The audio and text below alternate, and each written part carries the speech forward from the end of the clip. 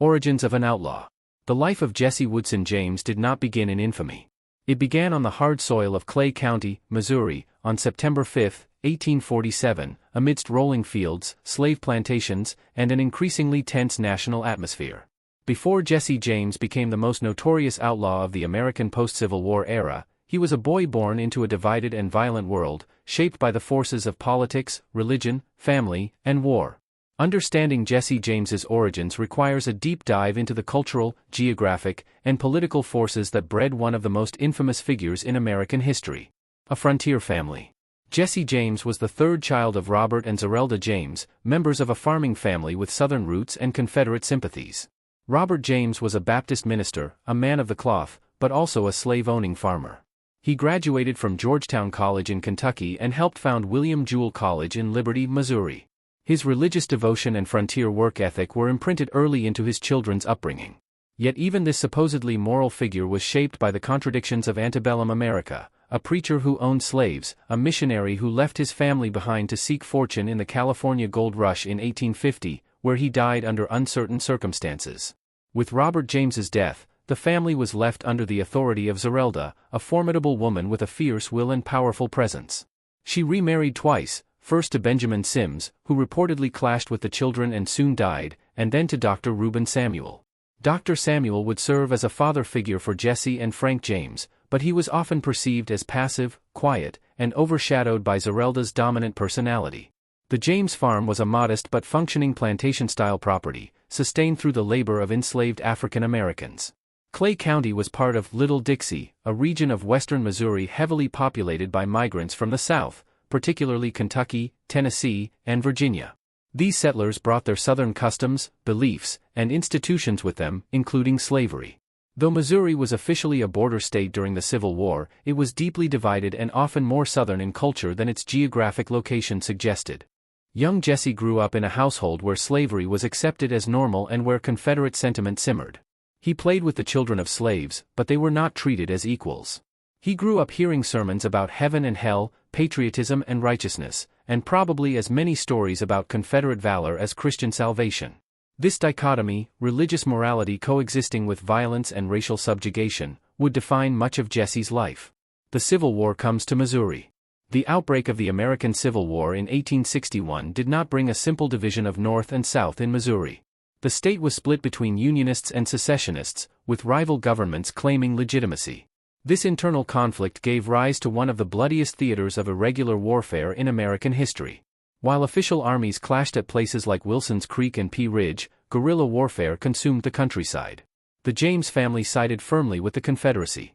Frank James, Jesse's older brother by 4 years, enlisted early in the war, fighting with pro-Confederate forces and later joining bands of guerrilla fighters. Jesse idolized Frank and closely followed his footsteps, though he was still a teenager when the war began. Missouri's guerrilla war was no ordinary conflict. It was personal, localized, and exceptionally brutal. Civilians were often the primary targets. Union troops and local militias fought pro-Confederate guerrillas known as bushwhackers, fighters who struck quickly and disappeared into the woods and hills. Bushwhackers looted, burned homes, executed suspected Union sympathizers, and engaged in assassinations. Unionist groups responded with equal ferocity through Jayhawkers and the Missouri State Militia, often targeting Confederate families and supporters. In this chaos, William Clark Quantrill emerged as one of the most infamous guerrilla leaders. His raiders operated largely in Missouri and Kansas, conducting a reign of terror that blurred the line between warfare and atrocity. Quantrill's men, dressed as civilians, often without clear military ranks, developed ambush tactics and psychological warfare strategies that terrorized Union forces and local populations alike. Jesse joins the fight. By 1863, Jesse James was just 15 years old. His older brother Frank had joined Quantrill's raiders and participated in the most infamous atrocity of the guerrilla war, the Lawrence Massacre. On August 21, 1863, Quantrill's men, numbering around 400, raided Lawrence, Kansas, a stronghold of abolitionist sentiment and Union support. They looted homes and businesses, set the town ablaze, and slaughtered over 150 civilians, including unarmed boys and elderly men.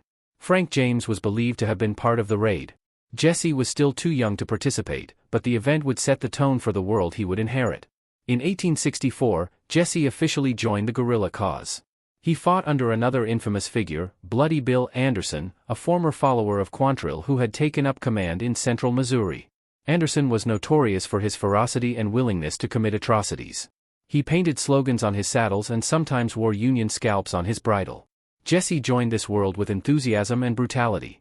There are reports, some documented, others anecdotal, of Jesse James participating in raids that resulted in ambushes, murders, and retaliatory killings.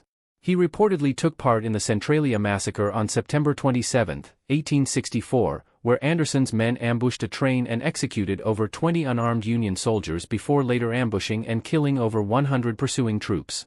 Though Jesse's direct role remains debated, his presence in Anderson's unit places him close to one of the bloodiest days in Missouri's wartime history. Jesse quickly earned a reputation for aggression, courage, and marksmanship.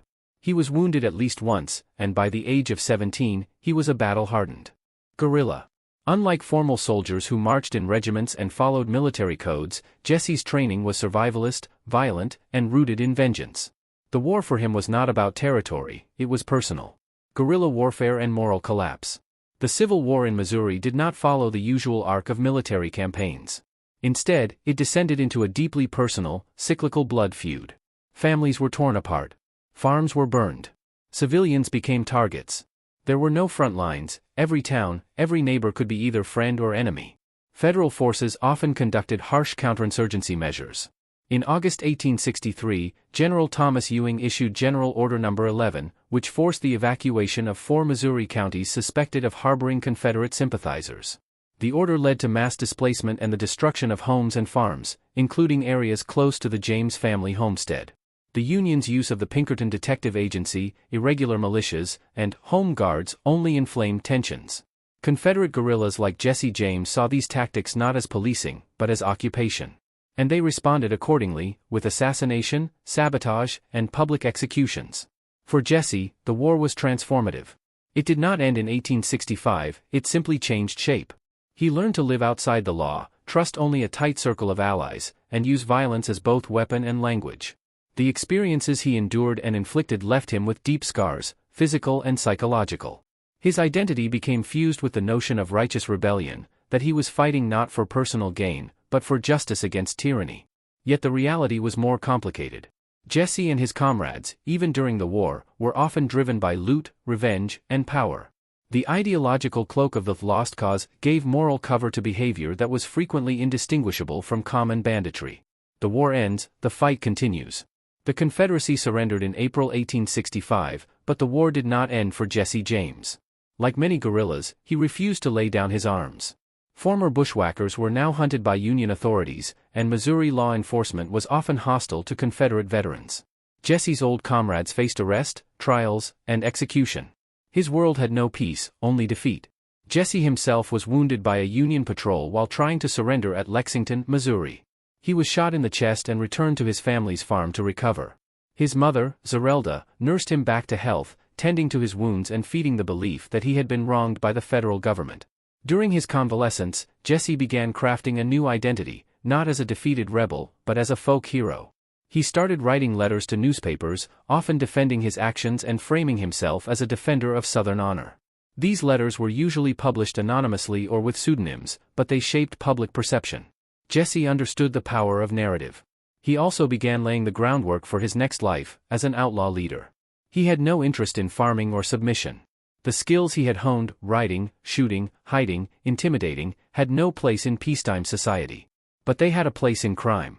The seeds of a legend.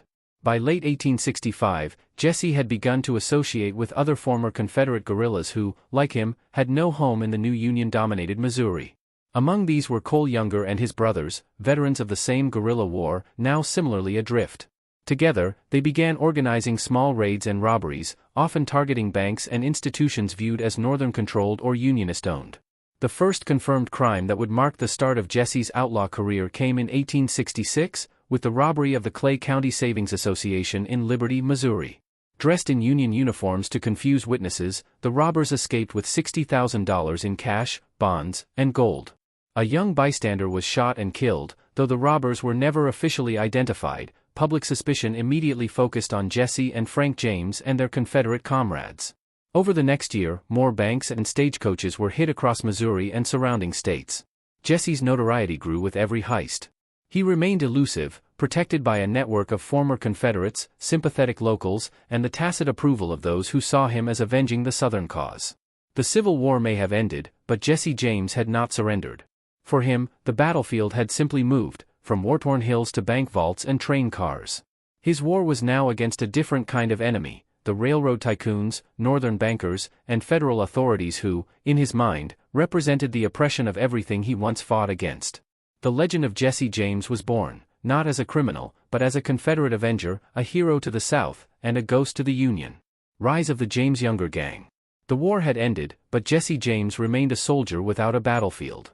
The world he returned to in post-war Missouri was not a place of healing and reconstruction, it was a bitter, divided, and dangerous land. In that scarred environment, Jesse found a new war to fight, this time under the banner of outlawry. No longer clad in the gray of the Confederacy, Jesse and his fellow ex-guerrillas traded sabers for revolvers and rifles, leading raids not for political gain but for profit, revenge, and notoriety. By 1866, Jesse James was no longer just an embittered veteran, he was fast becoming a symbol. And when he joined forces with the younger brothers and a handful of like-minded renegades, they formed a new fighting unit. They called it nothing, but history would remember it as the James Younger Gang. From guerrilla to outlaw. The leap from Confederate guerrilla to armed bandit was not as large as it might seem. The same strategies used during the war, surprise raids, lightning-fast getaways, knowledge of the terrain, and a reliance on local sympathizers, worked just as well in robbing banks and trains as they had in ambushing Union patrols. Jesse and Frank James were not alone. They were joined by other veterans of Quantrill's Raiders and Bloody Bill Anderson's command. Most notable among them were Cole, Jim, Bob, and John Younger, Missouri-born fighters who had seen just as much bloodshed as the James brothers. Like Jesse, they harbored a deep hatred for the Union and its agents. And like Jesse, they had no desire to surrender. These men had lost homes, friends, family members, and livelihoods during the war. In their minds, robbing banks and terrorizing railroads wasn't just crime, it was a continuation of the fight, a private war waged against Northern control, big money, and federal authority. Their targets were not random. They focused on banks, stagecoaches, and railroads, institutions seen as symbols of Northern domination, capitalism, and Reconstruction. Many of the banks they robbed were partially owned by Union veterans or carpetbagger businessmen who had moved into Missouri during the war. The James Younger Gang emerged not simply as criminals, but as heroes to some.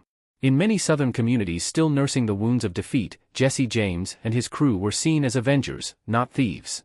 The Liberty Bank Robbery, 1866. The first robbery widely attributed to Jesse James and his associates occurred on February 13, 1866, in Liberty, Missouri. The target was the Clay County Savings Association, a bank that had Northern ties and was partially owned by Unionists. The robbers struck in broad daylight. Dressed in Union uniforms, they walked in, drew their weapons, and demanded the cash. They escaped with over $60,000 in bonds and cash, a staggering amount in that era. As they rode off, a 17-year-old bystander named George Wymore was shot dead, marking the beginning of the gang's bloody legacy. Though no one was conclusively identified, locals whispered the names Jesse and Frank James. Authorities had no evidence and no leads. The crime remained unsolved, but the message was clear: the war might be over, but the resistance was not. This act was not simply about money, it was symbolic. A Confederate-leaning town, robbed by Confederate veterans, with the spoils taken from a bank aligned with the Union. Jesse James was sending a message to Missouri and the country: the guerrilla war had just changed uniforms. Building the gang. Between 1866 and 1869, the James Younger Gang began to grow in number and ambition. Their members included Frank James, Jesse's elder brother and lifelong partner. Intelligent, quiet, and a veteran of numerous battles, Frank acted as Jesse's counterweight. Where Jesse was impulsive, Frank was calculating. Cole Younger, the natural leader among the younger brothers, Cole had fought under Quantrill and Anderson and brought discipline and charisma to the gang. Jim Younger, fiercely loyal and brutally effective, Jim became known for his seriousness and reliability. Bob Younger, the youngest of the brothers, Bob was aggressive, unpredictable, and eager to prove himself. John Younger, often involved in early raids, though his time in the gang was cut short by his early death. Clell Miller, a capable fighter with a reputation for toughness and cruelty. Bill Chadwell, also known as Bill Stiles, he became a key part of later train robberies. Arch Clements, Charlie Pitts, and others, these men floated in and out of the gang, but all shared one thing in common: experience in war and no fear of violence. The gang had no official name, no written rules, no ranks. But it was organized. Jesse and Cole generally planned the operations. Frank handled intelligence. The younger brothers enforced discipline. They were not mindless bandits, they were ex-soldiers running missions, with scouts, lookouts, fallback plans, and carefully selected targets. The Gallatin Bank robbery, 1869. By late 1869, Jesse had gained enough confidence to rob more high-profile targets. On December 7, 1869, he and Frank allegedly rode into Gallatin, Missouri, posing as cattle buyers. Their true purpose was to rob the Daviess County Savings Association. As they entered the bank, Jesse drew his revolver and shot the cashier, Captain John Sheets, in cold blood. Jesse later claimed he mistook Sheets for a former Union officer responsible for the death of Bloody Bill Anderson. Whether this was true or just an excuse remains uncertain. This time, the robbery failed. They stole little and were forced to flee. But for the first time, Jesse James was publicly named as the suspect. The governor offered a reward. Newspapers began to take notice. Jesse, ever aware of his image, wrote letters defending himself, claiming he was innocent, a political victim, and a Southern patriot. It marked a turning point. Jesse James was no longer a shadowy ex-soldier. He was a celebrity outlaw. The press and the birth of the legend. One of the most powerful tools in Jesse's arsenal was the press. Through intermediaries and sometimes directly, Jesse wrote letters to newspapers, particularly to John Newman Edwards, editor of the Kansas City Times and a former Confederate officer. Edwards became Jesse's unofficial publicist. He portrayed the James brothers as romantic outlaws, Southern Robin Hoods resisting Northern tyranny. The robberies were spun as political acts, not crimes. The murders were portrayed as justifiable. The gang became the darlings of the Southern press, admired by the same communities that once hosted Confederate guerrillas. This carefully crafted image helped shield Jesse and his men. In towns across Missouri, they could count on the silence of sympathizers. Some gave them food and shelter, others simply refused to cooperate with lawmen. Jesse James became a symbol of Confederate resistance in the Reconstruction era, whether he deserved it or not. In truth, Jesse's motivations were often far more selfish. But the image worked. And Jesse understood the power of myth. A decade of crime, 1870 to 1876. The 1870s saw the James Younger gang expand their reach. Between 1870 and 1876, they committed at least 20 major robberies, ranging from banks to trains and stagecoaches. Some of the more notable include Columbia, Kentucky, 1872. The gang robbed the Bank of Columbia, killing the cashier in the process and escaping with over $6,000. Once again, Jesse was suspected but never captured. St. Genevieve, Missouri, 1873. The gang robbed a train and fought off law enforcement with military precision. It was one of the earliest examples of organized train robbery in American history. Gads Hill, Missouri, 1874. Perhaps their most famous train robbery. On January 31, the gang stopped the train by waving a red flag on the tracks.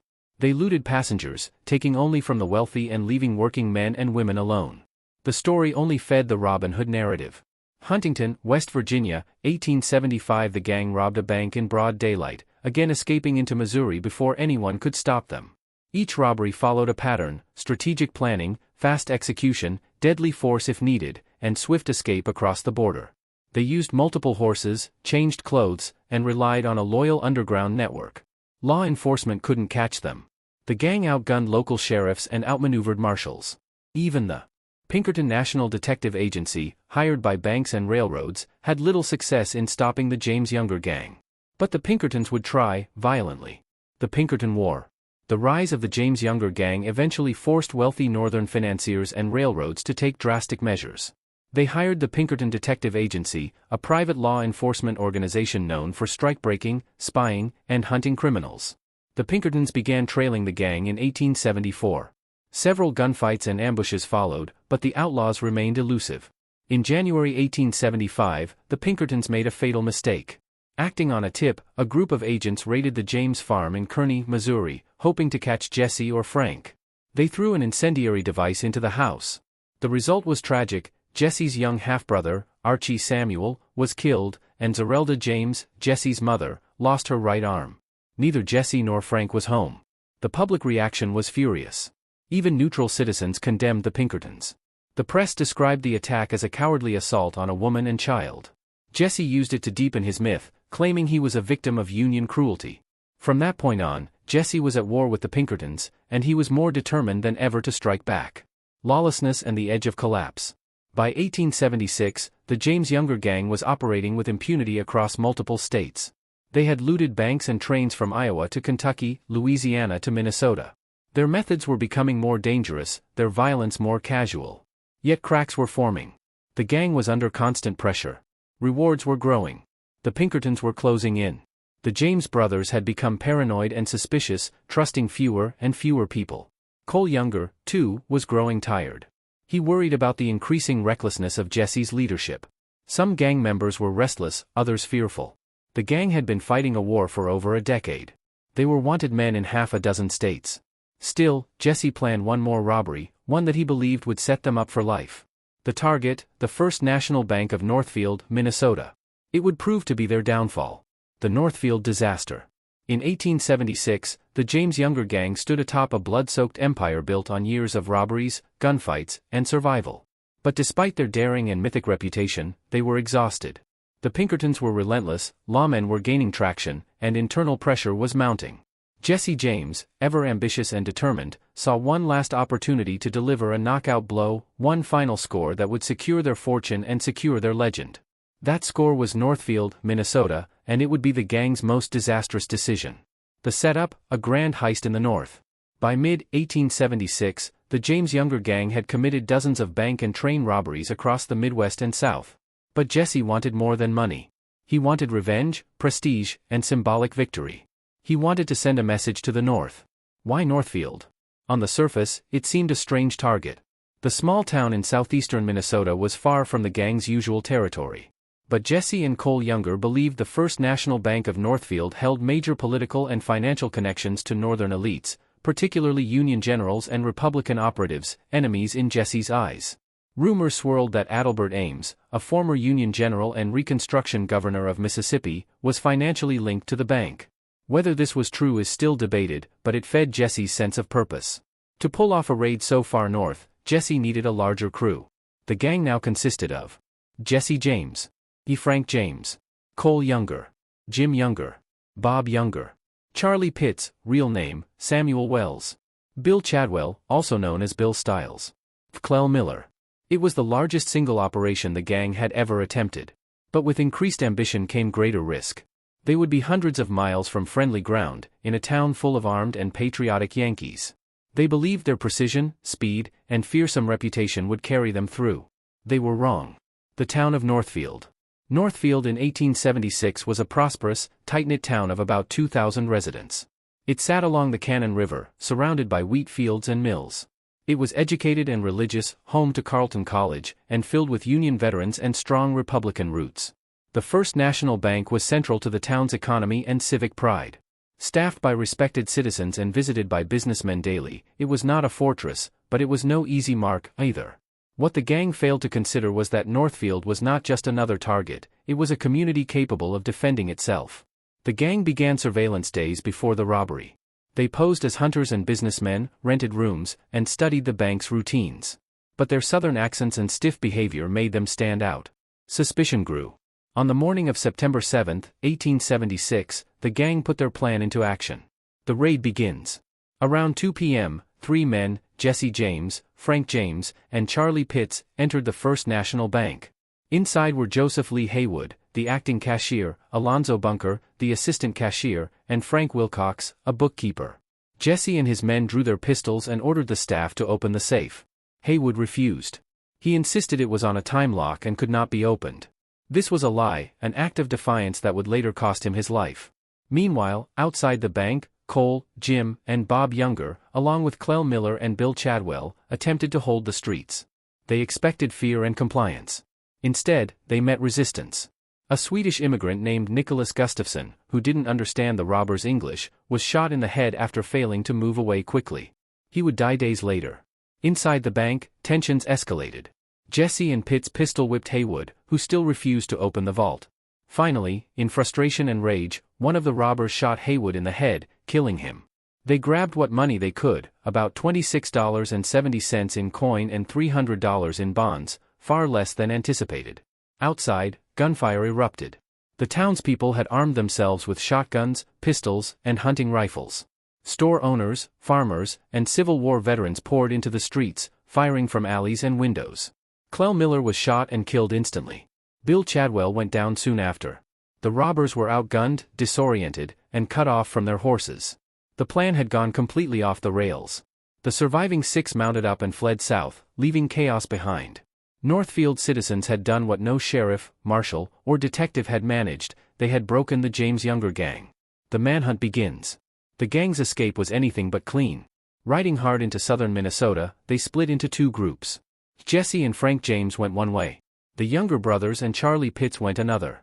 Jesse and Frank, veterans of dozens of escapes, moved fast and light. They knew the land and the law's limits. After several days of riding and hiding, they escaped into Dakota Territory, then circled south into Missouri. Their path was brutal, without supplies, shelter, or sleep. But it worked. The James brothers vanished into the wild. The Youngers, however, weren't so lucky. Wounded and slowed, they were relentlessly pursued by posses and militia. Bob Younger had been shot in the elbow and could barely ride. Jim had a shattered shoulder. Cole had been shot in the hip, side, and face. For 2 weeks, the Younger party evaded capture across marshes, rivers, and thick woods. Starving, bleeding, and desperate, they were finally cornered near Madelia, Minnesota, on September 21. In the final shootout, Charlie Pitts was killed. The Younger brothers, surrounded and too wounded to fight, surrendered. It was over. The James Younger gang, once the most feared criminal outfit in America, was destroyed. The trial and imprisonment of the Youngers. The trial of the Younger brothers was swift. With public anger burning hot and the evidence overwhelming, there was little chance of acquittal. In November 1876, Cole, Jim, and Bob Younger pleaded guilty to second-degree murder to avoid the death penalty. They were sentenced to life in prison at Stillwater State Prison in Minnesota. They became model prisoners, educated, quiet, even religious. Cole wrote poetry and painted. Jim grew increasingly depressed and fragile. Bob, the youngest and most volatile, never truly recovered from his wounds or the loss of the gang. He died in prison in 1889. Cole and Jim were paroled in 1901, after 25 years. They returned to Missouri, aging relics of a lost war, now silent and reflective. Jim took his own life in 1902. Cole lived until 1916, dying peacefully, something many would have found ironic, given his violent past. Jesse and Frank's survival. With the Youngers imprisoned and the gang shattered, Jesse and Frank James were on their own. For a time, they laid low in Tennessee, living under assumed names. Jesse called himself Thomas Howard and tried to settle into domestic life with his wife Z. Mims James and their 2 children. But Jesse could not stop. The thrill, the cause, the legend, it called to him. Over the next few years, he tried to form new gangs. But it was never the same. The loyalty, discipline, and shared history of the original gang couldn't be replicated. New recruits were unreliable, disloyal, and greedy. Jesse became increasingly paranoid, suspicious even of Frank, who grew weary of the outlaw life.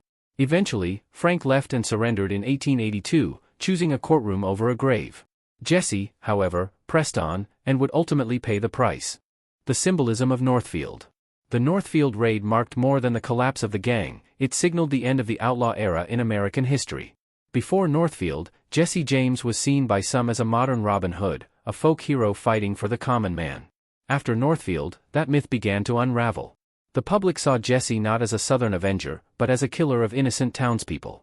The murder of Joseph Haywood, a respected citizen who died protecting his bank and community, became a national story. Haywood's bravery stood in contrast to Jesse's violence. Northfield proved that Americans, even far from the centers of power, would not tolerate lawlessness. The Old West was changing. Railroads were linking the country, telegraphs were spreading news, and towns were arming themselves. There was no more room for horseback gangs to rule the frontier. For law enforcement, Northfield was a watershed moment. The fact that ordinary citizens had stood up and won where lawmen had failed changed the tone of how outlaws were treated. No longer were they elusive ghosts, now they were hunted enemies of the people. And for Jesse James, the raid marked a turning point, from legend to fugitive. The legacy of the raid. The story of the Northfield raid spread across the country like wildfire. Newspapers praised the town's citizens and mourned Haywood's death. Songs were written about the bravery of the townspeople. Ballads romanticized the gang's downfall. Books soon followed.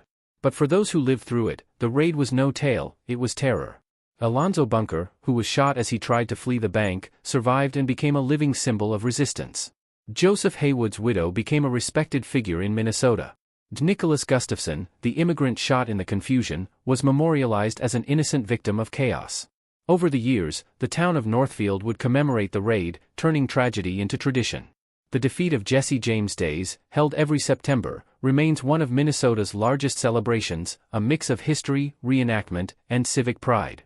The raid has been the subject of countless books, films, and documentaries. But no telling can change the reality. Jesse James, once untouchable, had met his match in a small, defiant Midwestern town. Aftermath, a nation reflects. The destruction of the James Younger gang forced Americans to reckon with their fascination for outlaws.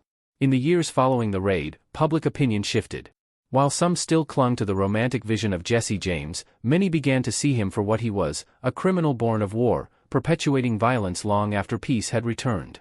The Civil War had ended a decade earlier, but its ghost still walked among the living. Men like Jesse James couldn't adjust. They saw Reconstruction not as reunification but as punishment. They resented the government, the banks, the railroads, all seen as agents of defeat. Their crimes were an extension of that bitterness, not a pursuit of justice. The Northfield raid marked the moment when the public, North and South, began to tire of the outlaw myth. The cost was too high. The blood was too real. And for Jesse James, the legend that had protected him for so long was beginning to crack. Jesse James alone, the paranoia and the fall. The year 1876 was a cataclysm for Jesse James. The failed Northfield raid shattered the once mighty James Younger gang, scattering its members in blood and defeat across the American Midwest. Cole, Jim, and Bob Younger were locked away for life. Clell Miller and Bill Chadwell were buried. Charlie Pitts was gunned down in a muddy Minnesota ravine. Frank James, ever the tactician, retreated into quiet obscurity. Jesse James was left standing in the ashes of his empire, wounded not in body, but in soul and strategy. This was a new chapter in Jesse's life, one marked not by glory and daring heists, but by loneliness, suspicion, decline, and betrayal. He would go on to form new gangs, rob more trains, and escape more traps. But the Jesse James of the late 1870s and early 1880s was no longer a warrior of purpose. He was a relic of a dying age, clinging to the myths of the past as the future closed in. A fugitive's life. After fleeing Minnesota in the wake of the Northfield disaster, Jesse and Frank James disappeared. They re-emerged in Nashville, Tennessee, using aliases. Jesse was Thomas Howard, and Frank became B. J. Woodson. Jesse brought his wife, Zerelda Z. Mims James, and their children, Jesse Edward James and Mary James. The family rented a modest house in the outskirts of the city, trying to blend in. But Jesse couldn't stay still. The outlaw life ran in his blood like a poison. He tried farming, briefly invested in real estate, and even contemplated giving up the gun for good. Yet the itch for risk, combined with financial strain and the craving for relevance, pulled him back into crime. In the years immediately after Northfield, Jesse laid low, but the legend never stopped growing. Stories of his daring continued to spread, even as newspapers began to paint a more complicated picture. Some saw him as a brave rebel, others as a cold-blooded murderer. In the South, especially among unreconstructed Confederates, Jesse still commanded sympathy. But as the 1870s closed, America was changing. The railroads, the Pinkertons, and the modernized police forces were now efficient and widespread. The outlaw no longer had a home. Rebuilding the gang. Unable to let go of the past, Jesse began assembling a new gang, though never as cohesive or disciplined as the old James Younger Brotherhood. The new members were younger, hungrier, and far less trustworthy. Some had criminal pasts, others were just thrill seekers. But none had Jesse's charisma, cunning, or ideological conviction. The most notable among these recruits were Charles Ford, a low-level criminal and admirer of Jesse, known for his eagerness and nervous energy. Robert "Bob" Ford, Charlie's younger brother, ambitious, quiet, and opportunistic. He idolized Jesse at first but quickly became disillusioned. Dick Little, a smooth-talking, womanizing outlaw, quick with a gun but quicker to betray. Wood Hite, Jesse's cousin and occasional enforcer, whose unpredictability made him both useful and dangerous. Unlike Jesse's original gang, which was bound by the shared trauma of guerrilla warfare, this new cohort lacked trust and discipline. Jesse ruled them not as a comrade, but as a tyrant, demanding absolute obedience, growing more paranoid by the day. The robbing resumed. Though less frequent, the violence remained. The Glendale and Winston train robberies. On October 8, 1879, Jesse's new gang struck at Glendale, Missouri, robbing a Chicago and Alton train. Wearing masks and moving with military precision, they looted the express car and escaped with $6,000 in gold, silver, and currency. The crime shocked the public. Jesse was back. In July 1881, the gang struck again, this time at Winston, Missouri. They robbed a Rock Island train and, during the chaos, killed the train's conductor and a passenger. It was a brutal, senseless killing, and it caused a massive public backlash. Even Jesse's most loyal defenders began to question the purpose behind his actions. That same month, Jesse's cousin, Wood Hite, was murdered in a dispute with Bob Ford and Dick Little. The two outlaws feared Jesse would learn the truth, and their loyalty began to waver. Law enforcement watched closely. The Pinkerton agency had taken heavy losses in its earlier campaign, but it had not given up.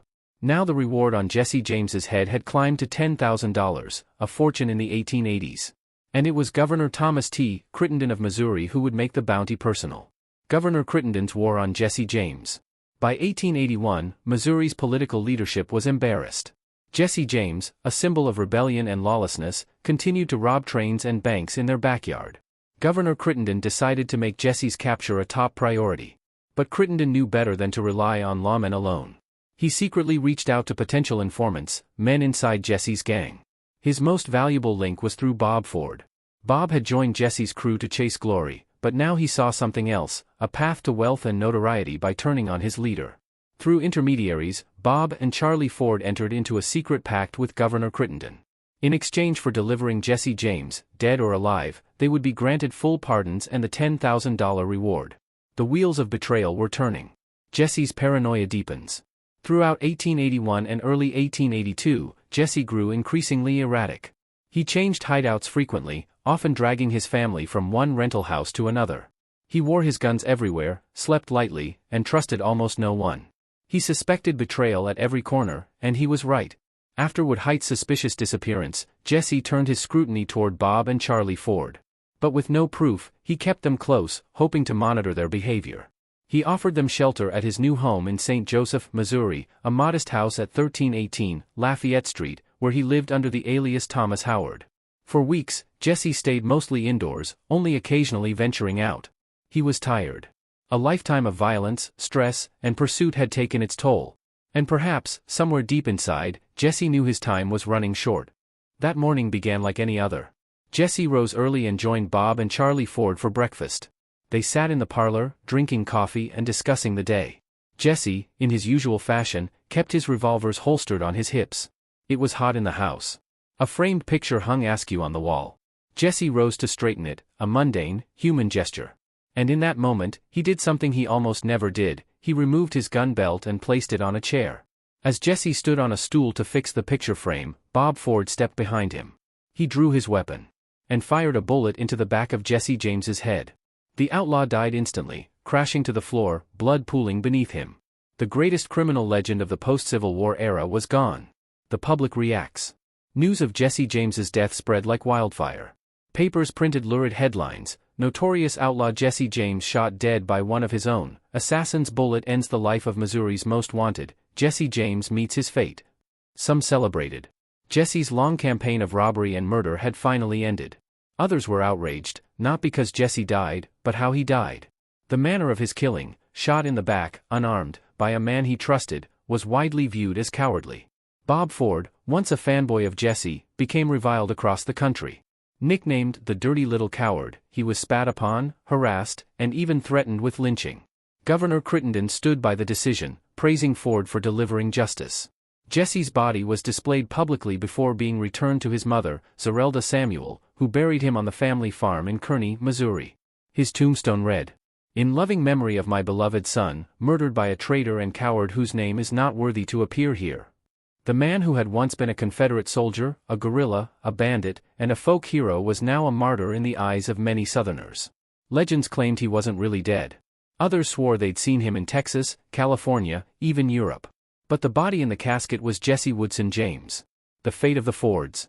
Bob and Charlie Ford were arrested, charged with murder, and immediately pardoned by Governor Crittenden, as promised. But the reward they sought was mostly swallowed by legal fees, bribes, and public outrage. They tried to cash in on the fame. Bob and Charlie reenacted the murder on stage in traveling shows. Audiences booed. The brothers were heckled and threatened. Charlie's mental health deteriorated under the pressure, and in 1884, he took his own life. Bob Ford opened a saloon in Colorado, trying to leave the past behind. But on June 8, 1892, he was shot dead by a man named Edward O'Kelly, who walked into the saloon with a shotgun and killed him on the spot. Justice or revenge, it depends who tells the story. Frank James, the last outlaw. Unlike his brother, Frank James surrendered peacefully to authorities just months after Jesse's death. He stood trial in Missouri, 1883, and Alabama, 1884, accused of multiple robberies and murders. He was acquitted both times. The juries were made up of old Confederates, war veterans, and Jesse sympathizers. There wasn't enough evidence. And perhaps, no appetite to execute a man who had already buried his brother and his past. Frank lived the rest of his life in relative peace. He worked as a theater doorman, a farmhand, even a tour guide at the James family home. He died in 1915, aged 72. He never returned to crime. Jesse James, the myth and the man. Jesse James died at 34. In life, he robbed banks, trains, and stagecoaches.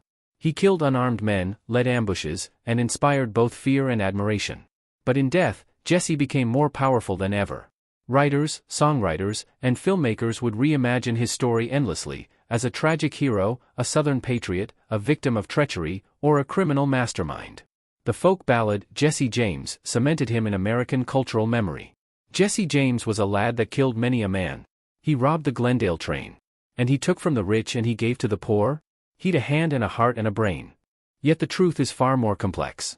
Jesse James was not a Robin Hood. He did not give to the poor. His robberies often involved lethal violence, and innocent people died. But Jesse represented something greater than himself. In the fractured post-war South, he was a symbol of rebellion. To those angry at the government, the banks, and the railroads, Jesse was a man who fought back. His charisma, bravado, and defiance made him irresistible to a country hungry for legends. He was a product of war, a survivor of its worst lessons, and ultimately, its victim.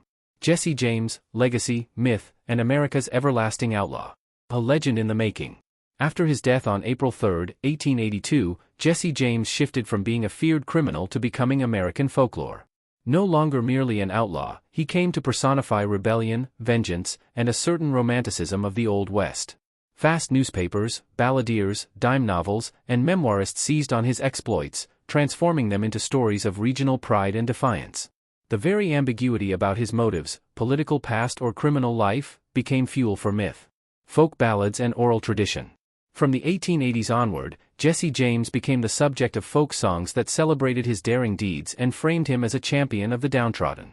One of the most enduring is, Jesse James was a lad that killed many a man.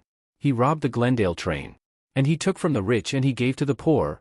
Though factually inaccurate, Jesse never distributed stolen money to the poor. These ballads resonated with audiences who saw his crimes through the lens of post-war resentments and mistrust of institutions. These songs circulated widely in southern and border state communities well into the 20th century, lending him the aura of a modern Robin Hood, even though his real record was far grimmer. Dime novels and pop literature.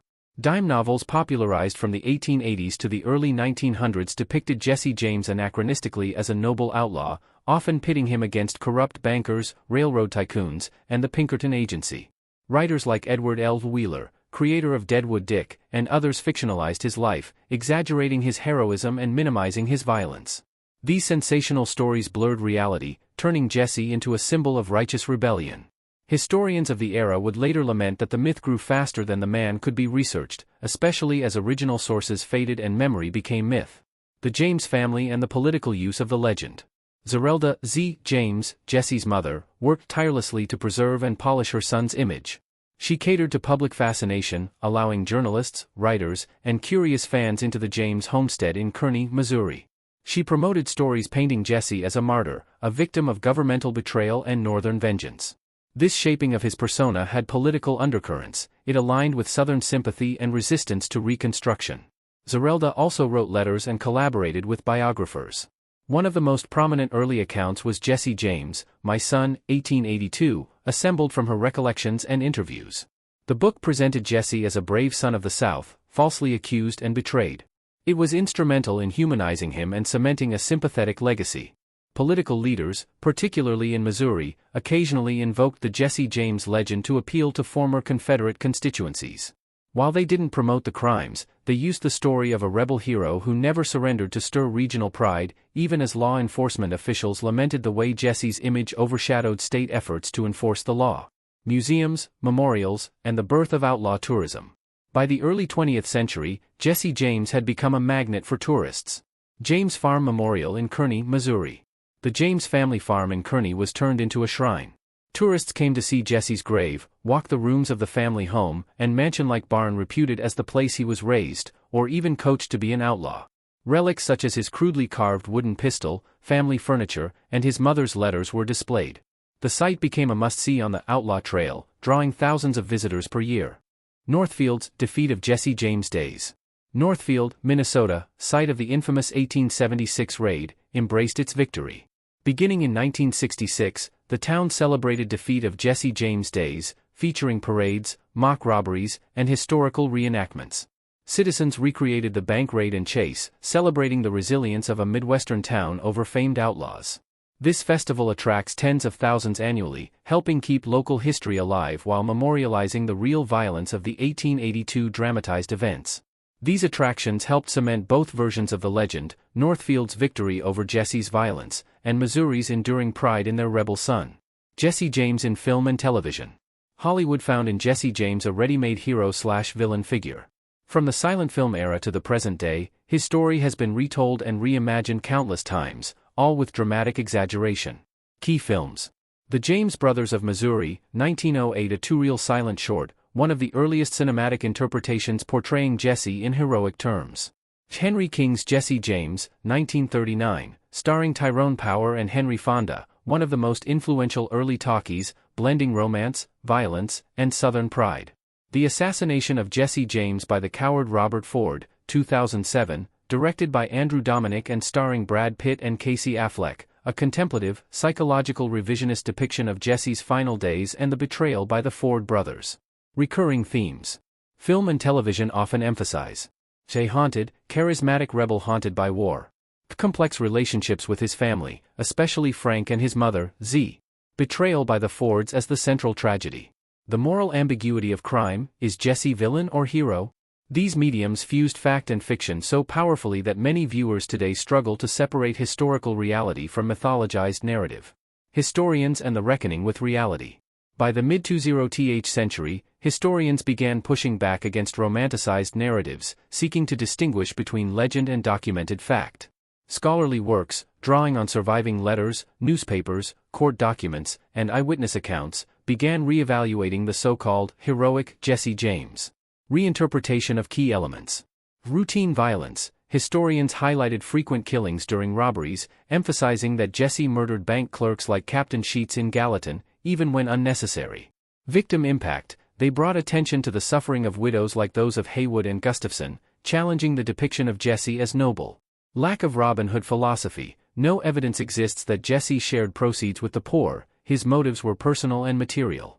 Psychological profile. Recent studies suggest Jesse's behavior reflected post-traumatic stress from guerrilla warfare, moral detachment, and growing paranoia. Academic works.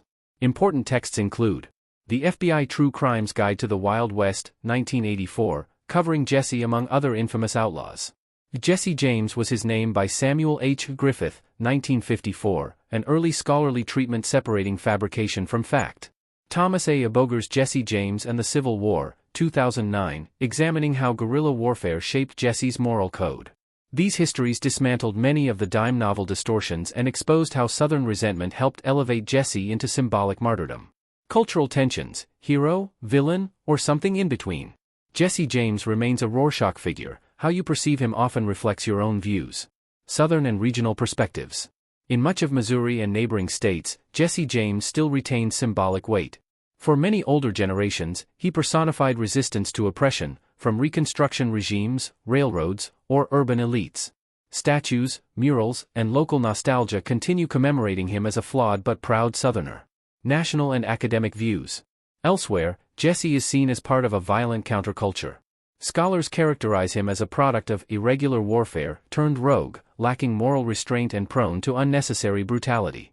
The modern consensus tends to view his legacy critically, acknowledging his historical significance while condemning his crimes. Popular culture and the outlaw ethic. Today's fascination with anti-heroes, from Jesse James to TV characters like Walter White or anti-villains like Tony Soprano, reflects something deep in American culture. The outlaw tradition values rebellion against the system, a certain brand of rugged individualism. Jesse James remains one of the earliest and most persistent figures of that tradition. 7. Enduring symbols and unexpected echoes. Civil War understanding and PTSD. One of the most striking modern reinterpretations is seeing Jesse James through the lens of trauma. As a survivor of guerrilla violence, he defied moral norms and civilian law in a manner that scholars now associate with post-war psychological condition. His suspected paranoia, obsession with betrayal, and inability to integrate into society echo modern understandings of PTSD. Law enforcement and the Pinkertons. Jesse's confrontations with the Pinkerton Detective Agency are often cited in studies of early private policing in America. His story illustrates how private agencies were once as influential, sometimes more so, than public law enforcement, and how their excesses sometimes backfired, winning public sympathy for fugitives they seemed to unlawfully harass. Outlaw tourism and Americana. Sites like Northfield, the James family farm, and museums like the Jesse James Bank Museum in St. Joseph, set on the site of his assassination, have preserved artifacts and built narratives that entwine local identity, commerce, and historical memory. These attractions highlight how outlaw memory becomes living tourism, shaping economies and regional memory. Jesse James's legacy, a dual mirror. To the nation. Jesse James's life and legend reflect the unresolved wounds of Reconstruction, the violences of irregular conflict, and a cultural dissatisfaction with authority. He was a hero to some, a criminal to others, but across the decades, he spoke to a broader American dichotomy: admiration for individualism and defiance, and recoil from its consequences when it turns violent. To communities. In Missouri, Northfield, and Confederate sympathetic towns, Jesse's image offered moral validation for generations. Promoted as a martyr, his memory bolstered regional pride. In contrast, communities like Northfield celebrate his defeat as evidence of moral community action. The legend took shape in both pride and repudiation, often within a few hours' drive of each other. The modern view: complexity over romance. Lately, Jesse James's story has inspired more nuanced representations. Historical fiction like Ron Hansen's The Assassination of Jesse James by the Coward Robert Ford, 1983, explores psychological trauma and betrayal. Academic articles now discuss his role in post-Civil War violence, linking it to broader issues like race, terrorism, and community vigilantism. True crime podcasts and TV documentaries present Jesse as a case study in how outlaws become legends, highlighting missed opportunities for justice and illustrating how charisma and deception blurred lines. Across formats, modern portrayals emphasize his moral ambiguity, violence, and the consequences of regional myth-making. Reflections: why we still tell the tale. Conflict and character. Jesse James embodies fundamental American paradoxes: anti-establishment versus law and order, war hero versus criminal, myth versus fact. He is enduring because he represents conflict, within himself and within the nation. Storytelling and symbolism. The stories of Jesse James, through songs, films, books, museums, reflect how Americans communicate values. Whether woven into regional pride or critical scholarship, his persona adapts to the storyteller's purpose. Lessons in legacy. Jesse's legend warns of how trauma, politics, and story-making can distort history. The glorification of violence, the allure of rebellion, and the reverent silence of Southern media all contributed to an image that obscured brutal reality. Yet it also shows how stories can heal communal wounds, or keep them alive. Epilogue: the outlaw goes on. Jesse James died in 1882, but his legend continues.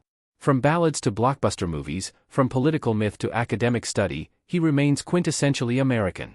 Not because he was noble, or brave, or good, but because he embodied the unresolved tensions of his time.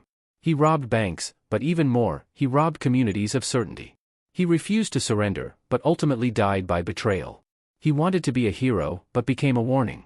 A man shaped by war, violence, and revenge, turned into a myth, remembered in murals and monuments, and perhaps best of all, still capable of making us ask: what do we choose to honor in history? How much myth is healthy? And what happens when we blur violence with virtue? Therein lies Jesse James's real legacy, a mirror held to America's unresolved shadows, and a story that continues to haunt, challenge, and fascinate. Influence, interpretations, and the American mythos. By the late 20th and early 21st centuries, Jesse James had transcended the status of 19th century outlaw to become a complex, multifaceted cultural symbol. This chapter explores how his life, legend, and myth have influenced American literature, film, academic thought, and even politics. We'll analyze the ongoing reinterpretation of his story, and why, more than 140 years after his death, the outlaw with a bullet in his back continues to resonate.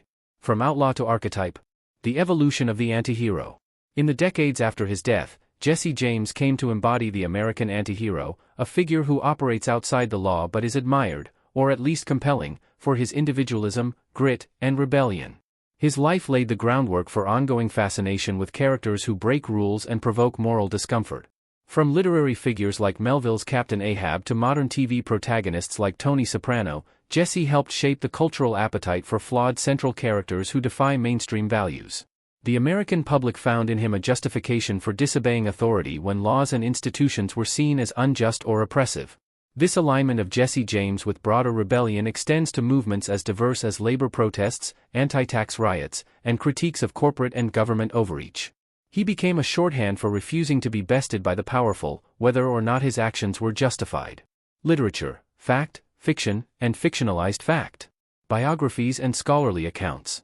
Starting in the mid-20th century, historians turned their attention from dime novels to primary sources, court records, eyewitness testimony, newspapers, letters, and federal documents. This led to corrections and reinterpretations of earlier narratives. Researchers highlighted Jesse's rising paranoia, refusal to reintegrate into society, and continued use of extreme violence for personal gain.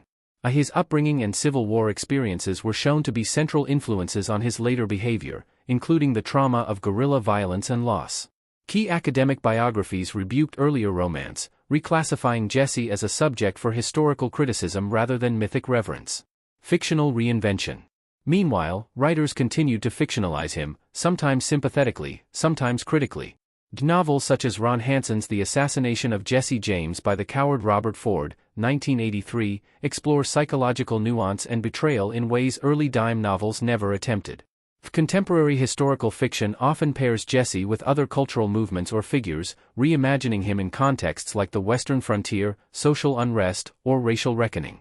Fiction today is comfortable with ambiguity. Jesse may be charismatic, tragic, haunted, but he is no hero in the morally tidy sense. Cinema and television, the ever-churned myth. Notable films and TV portrayals. Hollywood and television have kept Jesse James alive through dozens of interpretations. The Assassination of Jesse James by the Coward Robert Ford, 2007, uses slow pacing and artistic cinematography to portray the tension, betrayal, and psychological instability of Jesse's final months. Earlier films, like Henry King's Jesse James, 1939, cast him more decisively as a Southern hero, framed by the black-and-white morality of its era. TV series and miniseries have revisited Jesse's life in formats from biopic to revisionist Western, each layering new subtexts, gender politics, post-Reconstruction disillusionment, media manipulation, or outlaw celebrity culture. Themes and subtexts.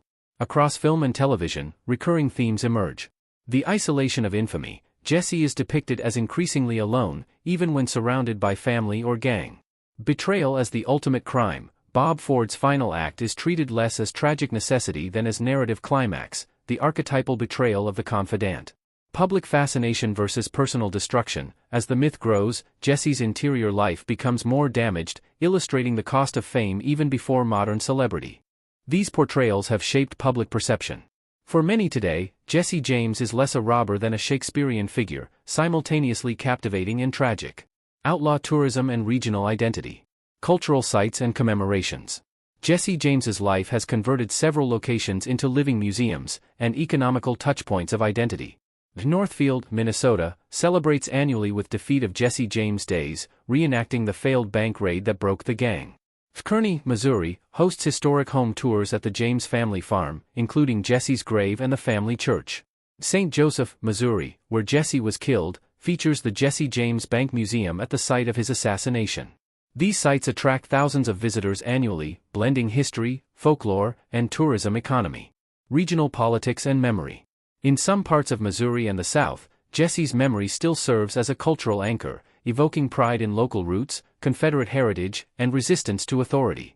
These regional memories sometimes clash with national narratives that frame Jesse as criminal rather than rebel. Yet in Minnesota, particularly Northfield, the narrative flips, Jesse is the villain, and the townspeople are the heroes, solidifying the ambivalence of national memory. Scholarly interpretations and the weight of history. Trauma, violence, and masculinity. Modern historians examine Jesse James as a product of war, particularly guerrilla warfare, with its cycles of violence, retaliation, and moral ambiguity. They argue his continued criminality was a symptom of unresolved trauma and identity loss after the Civil War. Jesse's hypermasculinity, distrust of authority, and reliance on violence reflect cultural norms of both the antebellum South and frontier expansion, reinforced by isolation, loyalty codes, and familial cult. Race and resistance. Some scholars question the racial dynamics in Jesse's myth. Operating within Little Dixie, a slaveholding area with white supremacy deeply embedded, Jesse targeted Union institutions, but he also upheld an order built on racial hierarchy. There's little evidence he had strategic concerns about race or egalitarianism, even in his myth-making. His sympathy was chiefly Confederate, not inclusive or radical. Jesse James remains an uncomfortable reminder of how regional resistance often aligned with backward-looking ideas on race and Reconstruction. Privatized policing and law enforcement. Jesse's confrontations with Pinkerton detectives anticipate major debates in modern policing. His popularity grew after Pinkerton agents attacked his family home, creating public sympathy for the outlaw rather than fear. His story exemplifies how private security forces, when unchecked, can make criminals into martyrs, and transform enforcement into spectacle. These dynamics are echoed today in debates over private military contractors, surveillance power, and public trust in law enforcement. Myth versus reality, what remains? Common misperceptions.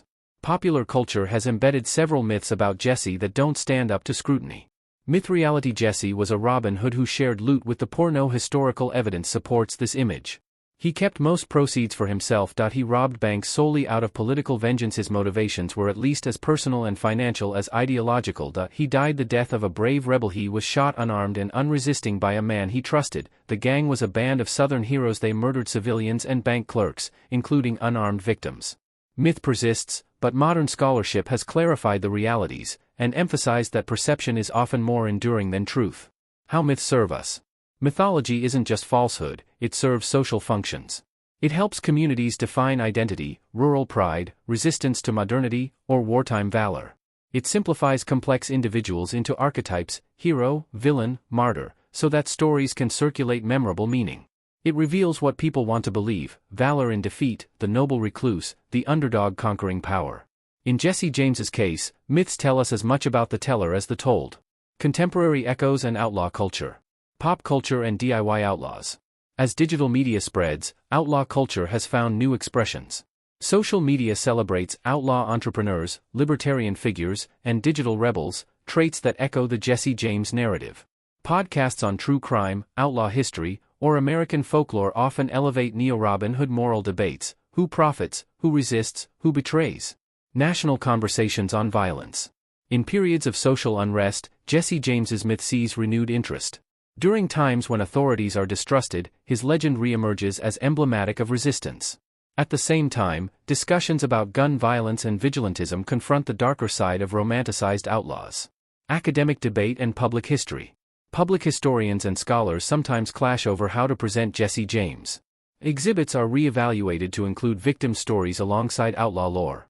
Discussions about whether to celebrate Jesse or contextualize him critically reflect broader debates on commemoration and historical memory. The tension remains: can Jesse James be remembered without being venerated? Can history square the myth with the man? What Jesse James tells us about America. Enduring tensions. Jesse James's story captures permanent American contradictions. Individualism versus communal rule. Resistance to centralized authority versus respect for law. A nostalgia for a frontier past versus progress and reconciliation. A myth-making versus historical rigor. These tensions persist in modern politics, literature, and identity. Lessons in legacy.